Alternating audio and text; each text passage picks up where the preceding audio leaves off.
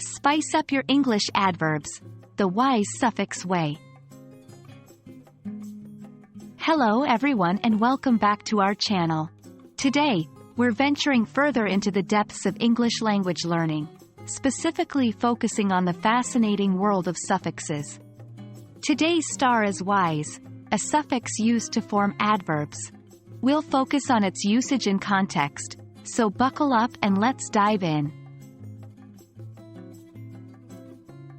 The suffix wise is an incredibly useful tool in English language.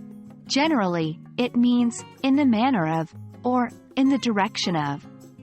We often use it to specify the aspect, perspective, or respect to which a statement applies. For example, weather-wise, it's a nice day, means, as far as the weather is concerned, it's a nice day. Pretty simple, right? Let's explore some common examples.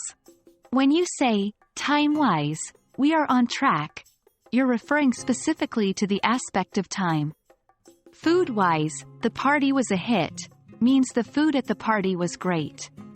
Another example could be, cost-wise, the project was a success, meaning that in terms of cost, the project was successful. Notice how wise lets us focus on a specific aspect of a situation. The wise suffix is quite versatile and can be used in both formal and informal contexts. It's often used in written language, but you'll hear it in spoken language too.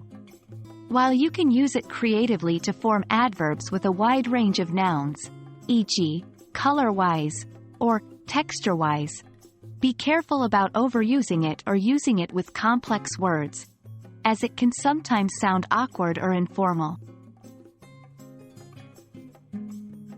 Remember, the use of wise is not always necessary. In some cases, it's clearer to use a preposition or other phrase instead.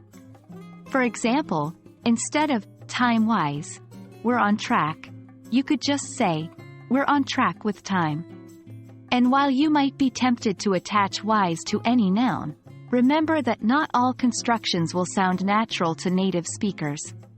When in doubt, refer to established uses or check in a reliable dictionary. Well, that's a wrap on our exploration of the wise suffix. It's a handy tool for focusing on specific aspects of a situation and can add some spice to your English adverbs. But as with any language tool, practice makes perfect. So go ahead, try using wise in your conversations and written English.